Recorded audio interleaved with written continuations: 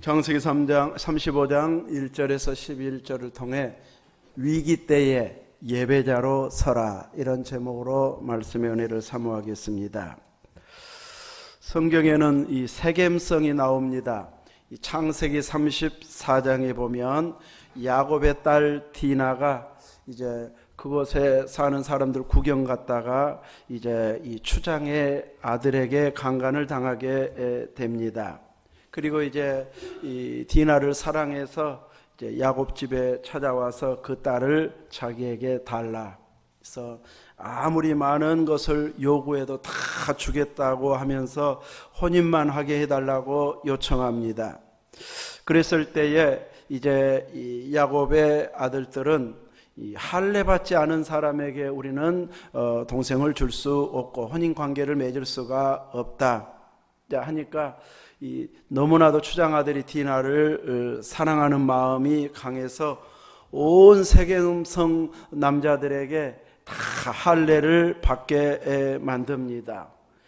갑자기 포경수술과 같은 이런 할례를 행하라고 하면은 이제 모두가 다 이렇게 환영할 만한 일은 아닌데 뭔가로 이제 설득을 해야 그래도 기대를 가지고 그에 동참하게 될 터인데, 이제 추장 아들이 이야기하면서 우리가 사는 땅은 넓다. 그 사람들이 와서 같이 살아도 충분할 만큼 땅이 넓고, 또 혼인 관계를 맺고 살다가 보면 이제 우리가 그들에게 가고 그들이 우리에게 오고 하다가 보면 이제 그들이 많은 가축을 가지고 있는데 그 가축과 재산 다 우리 것 되지 않겠느냐, 이렇게 이야기하니까 솔깃해 가지고 그 많은 재산을 어떻게 하면 우리 것 될 수도 있겠다 싶으니까 모두가 다 할례를 받게 되어집니다. 그리고 이제 며칠 지나면 가장 통증이 심해서 고통스러울 때 야곱의 12아들 중에 시므온과 레위, 둘째와 셋째가 칼 들고 가서 그 고통 중에 있는 남자들을 다 살해해 버립니다. 본인들이 힘들어가지고 맞서 싸울 만한 상황이 아니다 보니까 두 사람이 그냥 칼 들고 와도 속수무책으로 무너져 버리는 그런 상황이 되어져 버립니다. 동생 일로 인한 분노가 이렇게 많은 사람들을 죽이게 되어졌는데, 이제 이런 광경을 보면서 야곱은 큰 두려움에 휩싸이게 됩니다. 이 성읍의 사람들은 다 죽였다 할지라도, 남자들은 죽였다 할지라도 주변 성읍 사람들이 만약에 그 소문을 듣게 되면 저 사람들은 만나는 성읍에 다 남자들을 살해해 버린다더라. 만약에 이런 소문이 들면 이제 가만두면 안 되겠다, 없애자, 이런 의견들이 나오게 되어 있습니다. 그러면 다른 성읍 사람들은 군사를 동원해서 오게 되고, 야곱은 식구들 다 합쳐봐야 70여 명, 또 종들까지 합쳐야 100명이 넘든지 100명쯤이든지 이제 그 숫자 가지고 군대를 대적한다고 하는 것은 이건 너무나도 약하기 때문에 이러다 우리 가족 다 죽는 거 아니야? 이러면서 이제 큰 두려움 속에 야곱이 휩싸이게 되고 행동한 두 아들들을 엄하게 책망하게 됩니다. 이제 이 야곱의 아들들은 가면 동생을 창기처럼 대우하는 것이 옳습니까? 따지니까 이제 한거할 것도 없는, 그래서 두려움과 또 마땅한 해결책이 없는 이런 상황에 놓여 있게 되고, 이 상태로 오래 머물고 있으면 이제 안 좋은 소문만 계속 확대 재생산될 것이 뻔한데, 바로 이런 위기 상황에서 하나님께서 말씀을 주고 있습니다. 35장 1절에 보면 하나님이 야곱에게 이르시되 일어나 베델로 올라가서 내 형 에서의 낯을 피해서 도망가던 때에 네게 나타났던 하나님께 거기 가서 제단을 쌓으라, 예배드려라, 제사 지내라, 이렇게 명령하고 있습니다.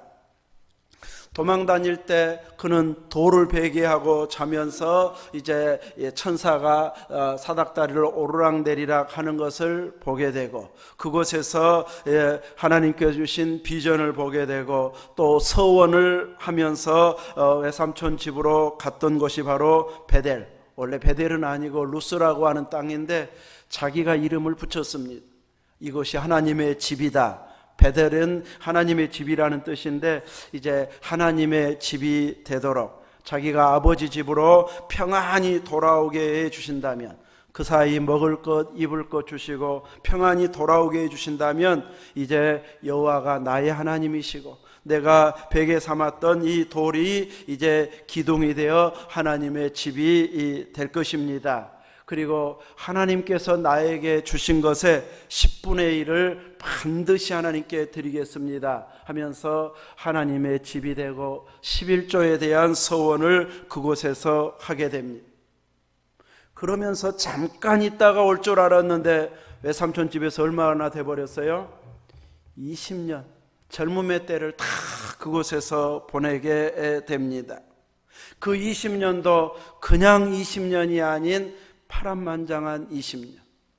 두 아내를 얻기 위해서 14년 동안 이제 공짜로 일해주고, 나머지 약 7년 동안 이제 자기 품삯을 얻기 위해서 열심히 뛰었는데, 외삼촌이 그때마다 품삯 조건을 자꾸 바꿔버리니까 그거 안 뺏기고 어떻게 해서든지 자기 것 유지하려고 머리 쓰고, 짐승이 물어가면 자기는 반드시 갚아야 되고, 막 이러면서 이 눈붙일 겨를도 없이 지내는 시간이 바로 이 시기였습니다.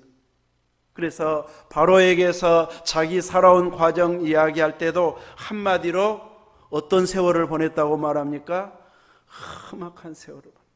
조상들의 연배에는 비길 데가 없이 자기는 적게 살았지만, 적게 산 인생치고 자기는 그 세월 동안 험악한 세월, 험한 일, 굳은 일 참 많이 겪었습니다 하면서 파란만장했던 이야기를 짧은 말로 이렇게 요약해서 하기도 했었습니다. 이렇게 험난한 세월을 20여 년 살다 보니까 내가 뭔 소원했는지도 기억을 못했는지, 기억을 하기는 해도 이제 바로 서원을 갚아야 된다고 하는 이런 마음까지는 미치지 못해서 계속 그 서원을 지키지 못한 가운데 있었습니다. 그런데 하나님은 그 서원을 기억하고 계셨습니다.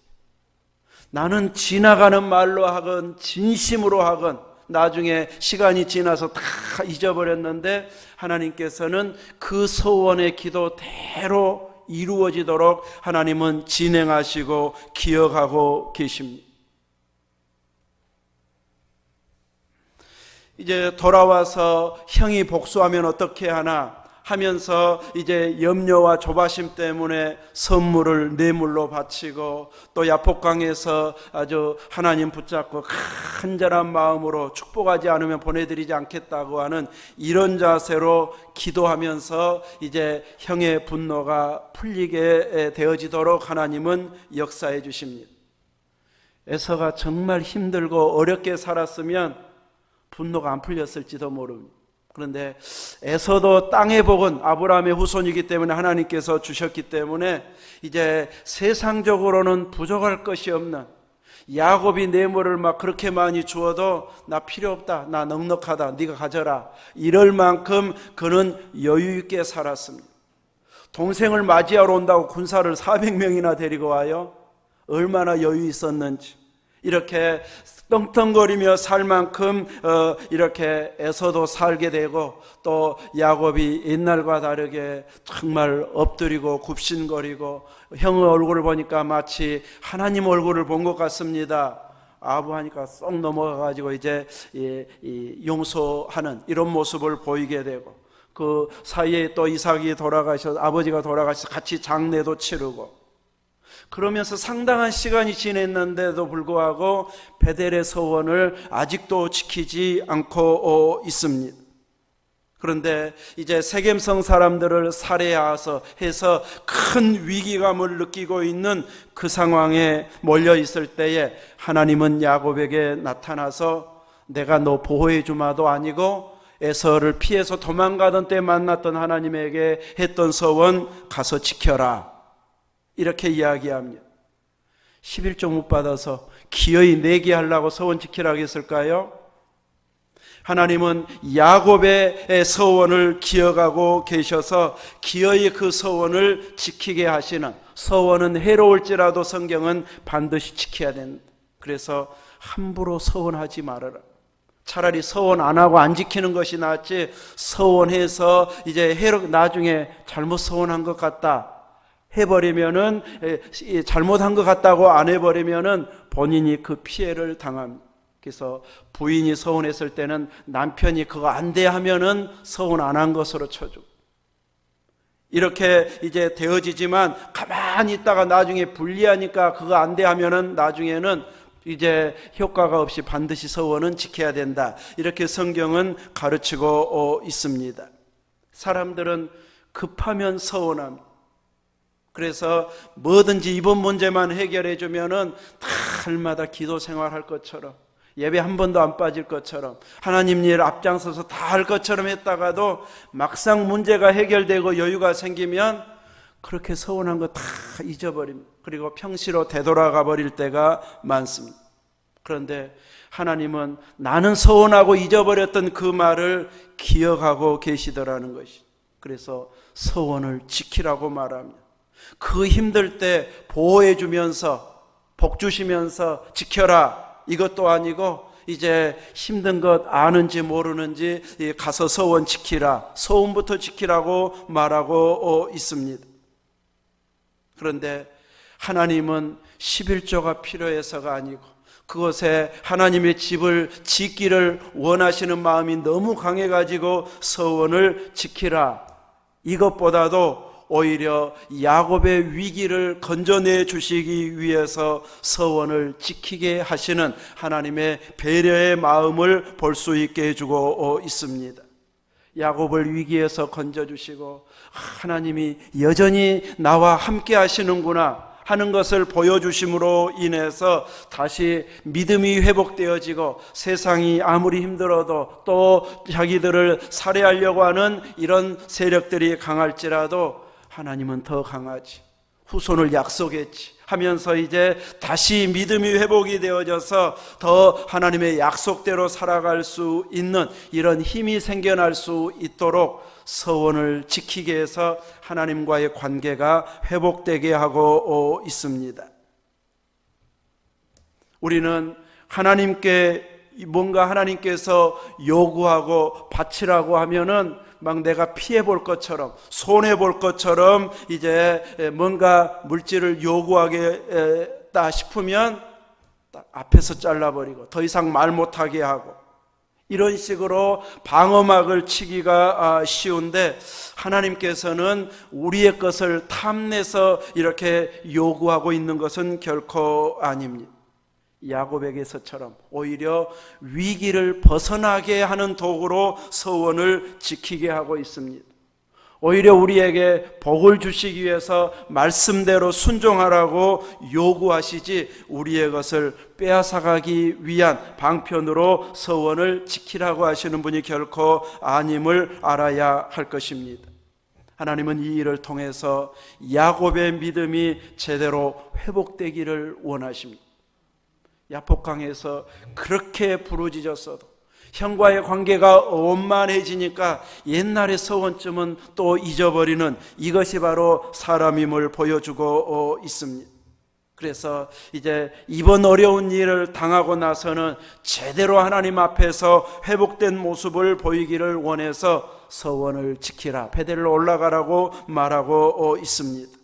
그래서 야곱이 결단하고 자기와 함께한 모든 집안 사람들에게 명령 내리는 걸 보면 그 집안 사람들, 자기는 아닐지 몰라도 이제 부리고 있는 사람들이 아마 이방 신상들을 다 가지고 있었던 것으로 보여집니다. 그래서 그거 다 버리라, 의복을 바꾸어 입으라, 그리고 이 집안 사람들이 손에 있는 모든 이방 신상들과 귀에 있는 귀고리들을 야곱에게 주어가지고 그 세겜 근처 상수리 나무 아래에 다 묻고 베델로 떠났다. 어느 책을 읽다 보니까 이제 이 묻어놓은 곳이 어딘가 사람들이 그 귀금속 찾으려고 열심히 파헤치는 이런 사람들도 있었다고 나오더라고요. 그 떨기나무 책에 보면.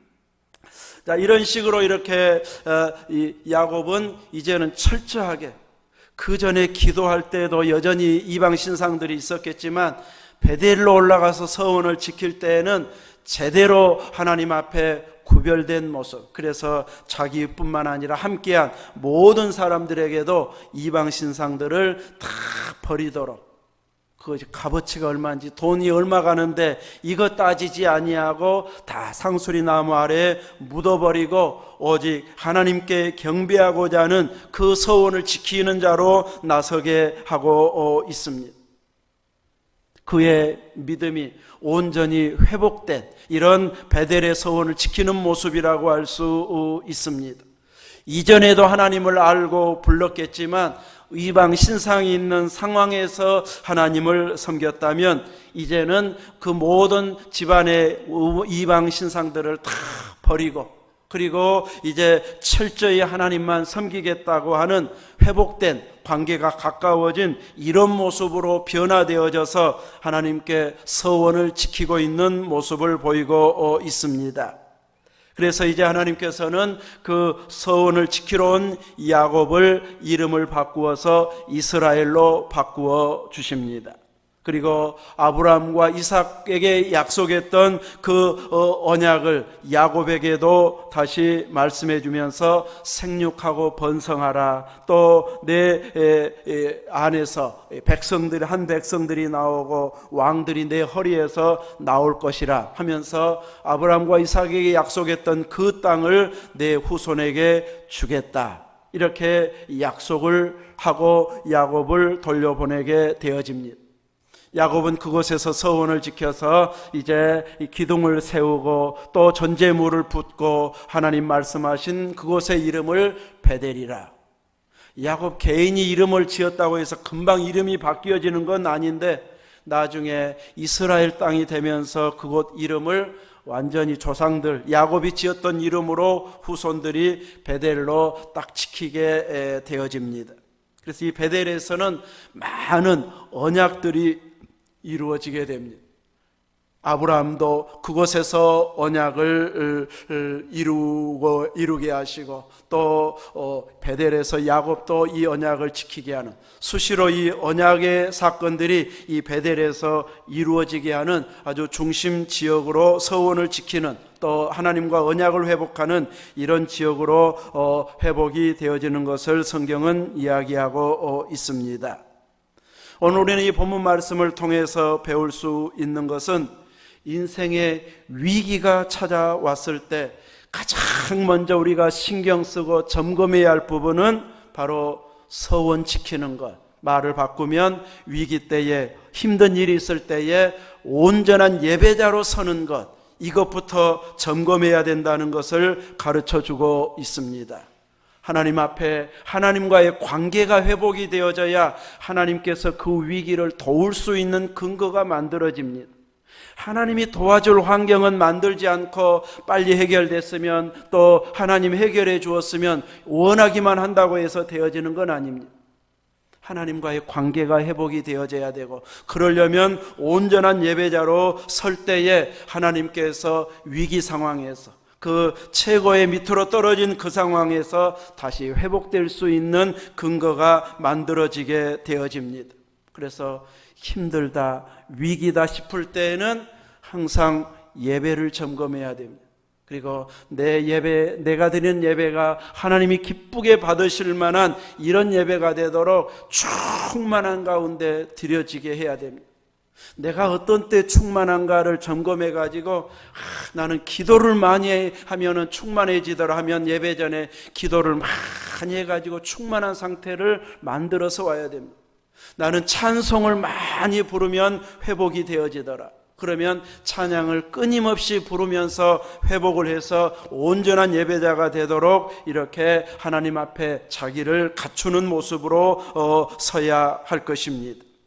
근데 어떤 사람은 위기 상황이 오면은 예배를 점검하는 것이 아니라 오히려 예배를 포기하는 쪽으로 가버리는 사람이 있습니다. 이것은 하나님의 도움을 완전히 차단시켜버리는 어리석은 결정인 것을 보여주고 있습니다. 그런 행동은 위기를 극복하는 길이 아니고 오히려 하나님의 복이 못 오게 막아버리는 행동이 되어져 버립니다. 우리는 누구에게 상처를 받았든 목회자에게 상처를 받았을지라도 하나님의 복은 이렇게 올 수 있도록 만들어야 되기 때문에 예배의 감동은 회복을 해야 됩니다. 그것이 결코 쉬운 일은 아니지만 모든 주변과 여건과 환경이 다 좋아야 회복하기가 가장 좋은데 설령 불편함이 있을지라도 하나님이 복 주실 수 있도록 예배의 환경은 기어이 극복해서 내가 좋은 환경으로 만들어가야 이제 예배도 회복이 되어지고 힘든 문제도 회복이 되어지고 구하는 것도 해결되어지는 쪽으로 가게 되어집니다. 예배를 소홀히 했더니 예배를 포기했더니 더 부자 되고 더 잘 되더라. 이런 분이 혹 있다면 소개해 주시기를 바랍니다. 하나님은 결코 예배를 포기한 자들에게 은혜 주실 리가 없기 때문입니다. 우리는 아무리 힘들고 연약한 중이라 할지라도 다른 것은 줄이고 포기할지라도 나는 결코 예배는 포기하지 않으리라. 우리 오광래 권사님처럼 나는 휠체어로 기어이 타고 와서라도 하나님 앞에 예배 드리리라.